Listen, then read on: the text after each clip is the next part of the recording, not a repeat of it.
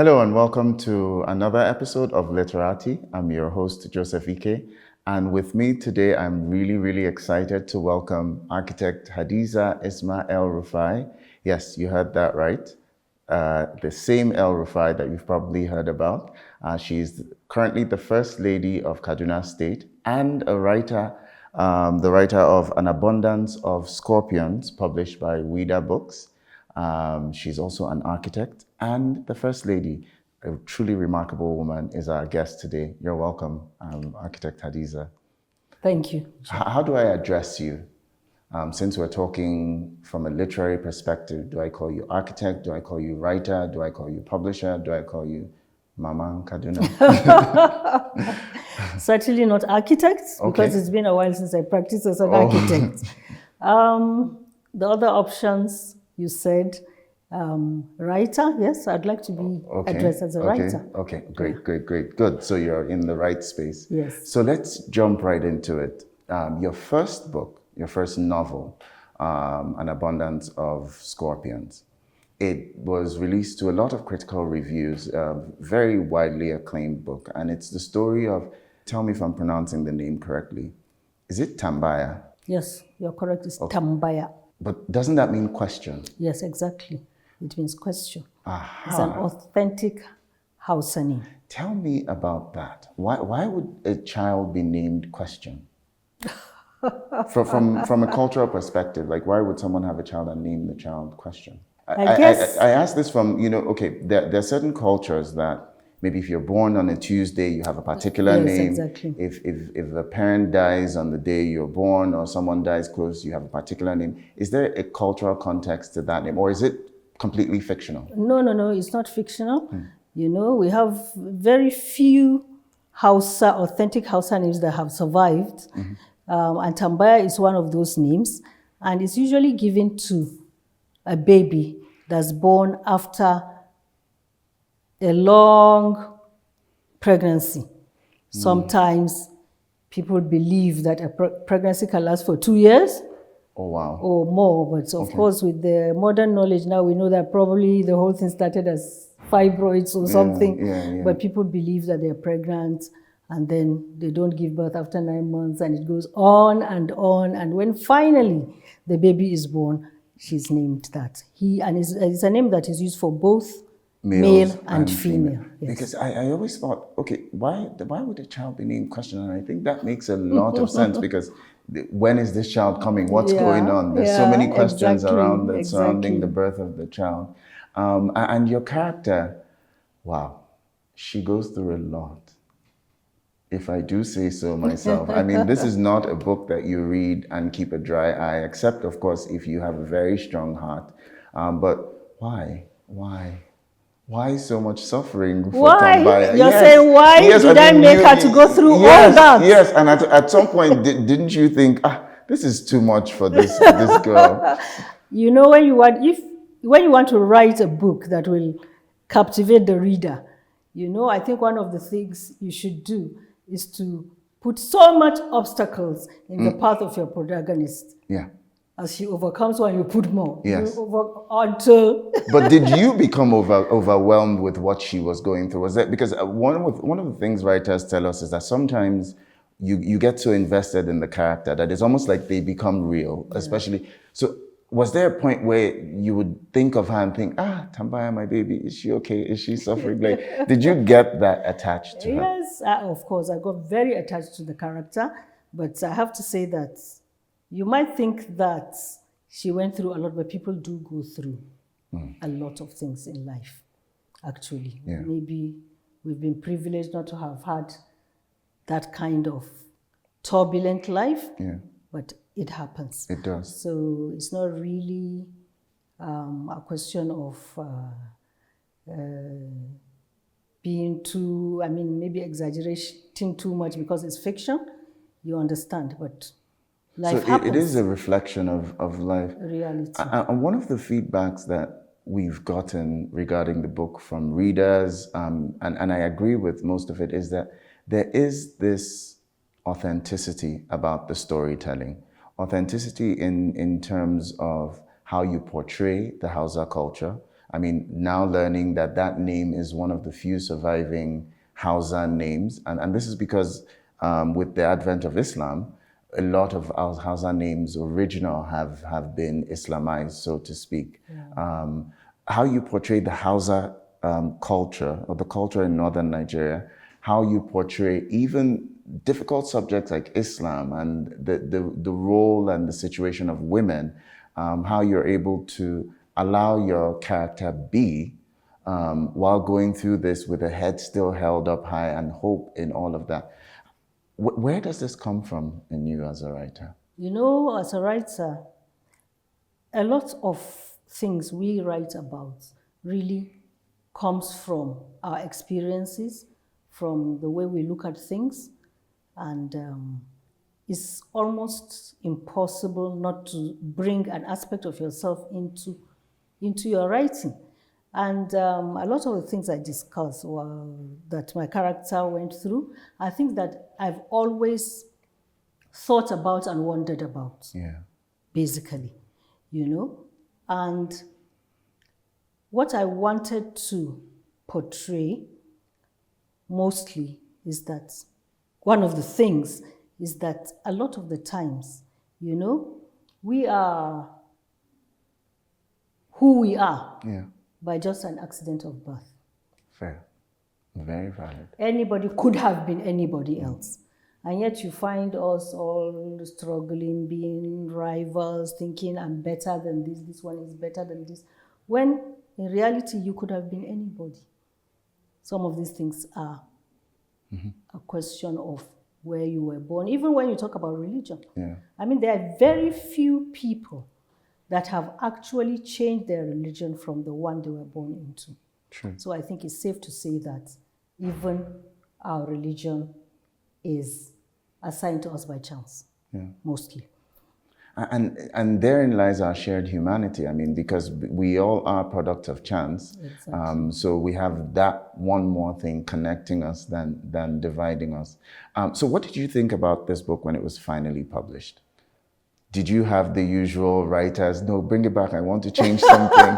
Or were you excited? No, I think by the time it was published, I was you were just tired relieved. of it. I was actually tired of it. I said, okay, I've done my best, so go. It's now left for the readers to talk about it, think what they want to think about it. I've already put down what I want to put down. So it was such a relief, actually. And how have you felt about the reviews following the release of the book? Yeah, it's been very positive. Okay. Yes, I'm glad about that. I have to say that I think whoever you see with a book, I mean, you have to be appreciative. It's a lot of work to start from the conception of an idea, put it down, you understand. And of course, it being fiction, you have to be careful. You don't have plot holes. Everything has to go smoothly. Like you said, authenticity is also important. You want a book that when someone opens and reads, knows that this is authentic. You know, unless you are writing maybe science fiction and things like that, then you can let your imagination just go wild. But if you are writing just a book that is based on reality, you have to make it authentic. Great. We'll take a short break, but when we come back, we'll discuss this notion of authenticity, particularly in experience, voice, narrative, and point of view, and how that has given birth to your new publishing house, Almara Publishers. Right after the break. Don't go anywhere. We'll be right back.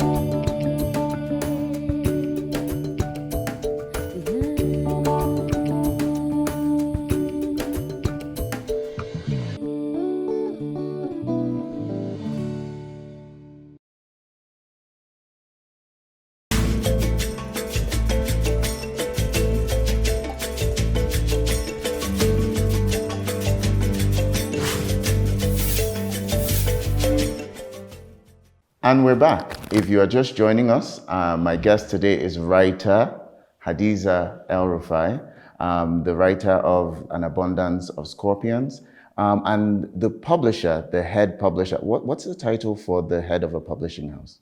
Is it head publisher, publisher in charge? I think it's just the publisher. The publisher, so the publisher of Almara Publishers. Before Almara, you had obviously been invested in promoting literacy and in particularly in the development of the creative arts, particularly creative writing. You've done this through your Yasmin El-Rufai Foundation. Tell us a little bit about the work that Yasmin El-Rufai Foundation was doing with creative writing in northern Nigeria. Okay, thank you for that question. Actually, the foundation was started solely to promote creative writing amongst our youth, especially in northern Nigeria. Of course, we've had to now incorporate women literacy, but the main reason the foundation was started was to promote creative writing. Why? Because I feel, especially in northern Nigeria, I think we tend to neglect a lot of the aspects of the arts generally. Yeah. The arts generally, they are not taken as importantly as maybe in the Southwest. In the Southwest, they've had a long history of theater arts, you know, and things like that. And yet, amongst our youth also in the North, we have very creative people. It's just that they do not have the support or the platform to be able to showcase what they can do. So we started by the creative writing program where we do competitions. First of all, we do workshops, creative writing workshops for young people. We encourage competitions. We give them prizes for poetry, short story, things like that. But then I felt that I needed to do more. You know, you teach these people, you support them to become better creative writers, and yet they may not have the opportunity to get their works published. You know, it's very important. I mean, you can keep writing for your own pleasure. Yeah. But to have that validation, you would want your work published. And some of these people don't have the opportunity to do that. That's why I thought it's good to start a publishing company that will focus particularly on underrepresented people to give them a platform and support them. So actually, we are focusing mainly on northern Nigeria, writings from northern Nigeria. And I agree with you. I did a quick search before the interview and found that when it comes to northern Nigeria, the list of published authors, and there is a bit of a discrepancy. There are a lot of writers in northern Nigeria. I mean, when you think of someone like Professor Alde Giwa that's been writing since the 70s, there are a lot of young people that you mentioned who write poetry, who write short stories, who write prose. But all of a sudden, it seems like the number just tapers off when it comes to those who have their works actually published by a publishing house. Why do you think this is the case? Do you think that publishing houses are somehow blind to the work of writers from northern Nigeria? Do you think that northern Nigerian writers do not necessarily see themselves as being, for lack of a better word, fit to submit their manuscripts to the big publishing houses in other parts of the country? What do you think are some of the issues that have led to this? We have a lot of talent, like you said. We have programs like yours that are developing the capacity of this talent into writers and publishable writers, but we don't seem to have as many published writers. Yes, I think it has to do with the fact that some of, or a lot of these creative people do not have that confidence to submit their works, you know? Of course, you need to have your work up to a publishable standard. Then you have to have the audacity, I should say, to submit. Yeah. I mean, you submit, it doesn't matter if it's rejected, but submit. And also, there's also the fact that a lot of we have a huge markets, or I should say there's a huge something that's called the Kano market literature, Okay. where people write in Hausa. That is really big. They write in Hausa, but a lot of these things are self-published, Yeah. you know. But those that write in English, I think they really do not explore as much as they should. They should be able to have the guts or whatever it takes to submit to publishing houses ever. I don't know if there would be a bias against them or whatever. I wouldn't like to say so, but that's why Almara Publishers is there. So what I'm getting from the last part is that I know internationally we all witnessed the uprising of, I shouldn't call it an uprising, but a movement almost of having more representation by African Americans in positions of power in almost every sector. And the argument was that only when you have people who represent these communities can the nuances within that community be understood enough for it to even be judged. So if you go into a cooking competition and the judges only know about French food, they cannot judge egusi soup fairly because they don't understand it. So if you win, it may just be because they are confused as to what these flavors are. If you lose, it could possibly also be because they're confused. But the fairness of that judgment will not be present because they don't have that critical understanding. So you're saying that Almara Publishers exists to give that critical contextual-based understanding that a publishing house will bring to bear, even in editing, selecting, and all of that, of the works of Northern Nigeria. Is that the sense? You said it better than I could ever have said it. No. So I guess my question is, so what have you put in place to ensure that Almara delivers on this vision? Because we often see organizations, companies start off with a lofty vision like this, but then it's faced with the challenge of following the money. Yeah. There are stories from every part of the country. Are you going to intentionally say, hold on, let's focus here where we're not getting as many manuscripts? How do you intend to stick to this vision, even if it's not necessarily at the moment the most profitable vision? Well, I have the determination. I think I'm going to stick with it. We're going to do whatever we can to make sure we have the resources. And, you know, that's what I'm focusing on to encourage new writers. I know it takes a lot of money, but there's also the other aspect of it where we have people that are willing to publish their works, you know, to pay cover for the publishing and even pay us for doing that, something that is called vanity publishing. So we hope to make some money from that. We hope to be able to convince some of the companies, private companies we have here, to support us as part of their social, corporate social responsibility.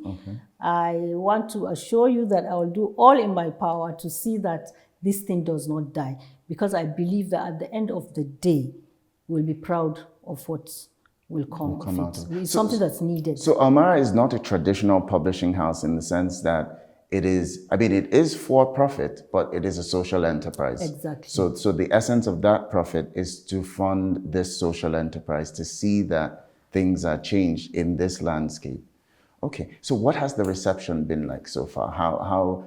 What's the volume of manuscripts you're getting? What's the workload been like? Well, we're new and people don't know much about us, but attending festivals like the Kaba Fest and other festivals that are going to come up, we want to be able to let people know who we are and what we stand for and what we're trying to do. So we have our website and we've called for entries, and we also want to be able to use established writers to help promote what we're trying to do. So far, we have about, 2 or 3 vanity publishing nice. that we hope to make money out of. So we'll see. Okay, I'll come back to that because I'm really digging to get a sense of who do we need to get in that chair as soon as possible. We'll take another short break, and when we come back, we'll see if we can find out what are some of the other things that Almara is cooking for us and when we can expect them.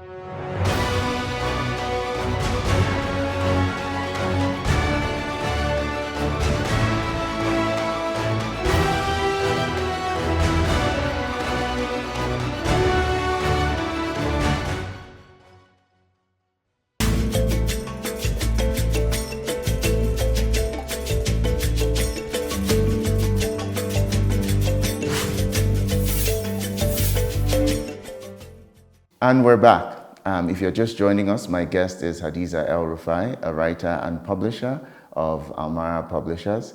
And before the break, we were talking about what can we expect from Almara Publishers. So I don't want to drop that topic. I want all the juice. So what can we expect in terms of title from Almara Publishers? Well, certainly, in this year, you can expect to see our book, which is called Disruption by Mohammed Sani Dettijo, which is about his role in the disruption of the status quo in Kaduna State, all that towards making sure that things run better.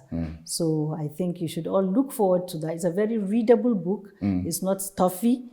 Even though it talks about economics and other technicalities, but it's so well written that you'll enjoy reading it. Okay, anything else? Anything else? Children's book. Children's book, okay. Yes, okay. We want to do some children's books because we think that is also important. Okay. We have one in the works. Okay. About Anang the goat. I don't want to give. Okay. The Anang series. We've seen some teasers about the Anang series. Okay. Yeah, the Anang series, and then we also have other children's books that we are going to publish. Okay. Yes. Okay, but you mentioned earlier that notable writers need to lead by example. Is the writer of this book going to be giving us anything anytime soon? Yes. Well, it's going to happen. I'm not sure about the anytime soon. Okay. Because like I said, it's not easy. Yeah, but I'm working hard at it. So expect my next book soon. Good. Yes. We will stay tuned to that. But with all of this work, I guess the question that anyone and everyone has probably asked you at some point is, where do you find the time? Where do you find the time to be a mentor of creative writing, developing a program, a foundation that's focused on that? Where do you find the time to set up a publishing house and put work out and run it as a social enterprise? Where do you find the time to be a mother to older children, very young children, and an entire state? Where do you find the time to be a wife? Where do you find the time to, I could go on and on and on and still write. I'll tell you a secret. Oh, do tell. I'm special. God gave me more than 24 hours a day. Aha. No, that's a joke. Actually, these are things that I enjoy. I enjoy mentoring young people. I enjoy participating in the arts. I enjoy, being with young people, I would say the role that I play that I least enjoy is the role as First Lady. The official role. The official role. Yeah. So You know, I have to ask why. Why? Yes.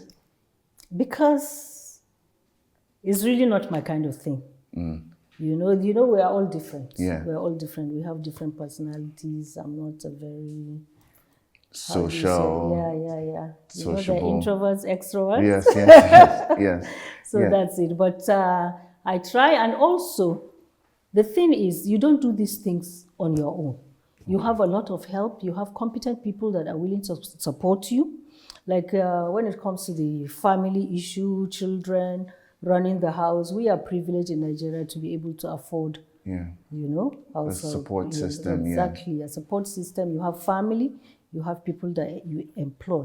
And also for the Isma El-Rufai Foundation and also for Almara, I have people that are very supportive, people that I'll tell to do things. And I've been lucky in that I've got around me committed people, yes, that are able to do things. We could go on with this conversation all day because you do know that I have a passion for writing, publishing. I can't write, but I can read every and anything. and so if publishers are making books available for me, then they are my friends. So I'm really excited about this new venture of yours. And I will keep disturbing you for these new titles that you have mentioned until we have them in our seat and we review them. Hadiza El-Rufai, thank you so much for honoring our invitation to be on the show today. And for my viewers, thank you so much for joining us. And until next week, when we are back on Literati, see you then.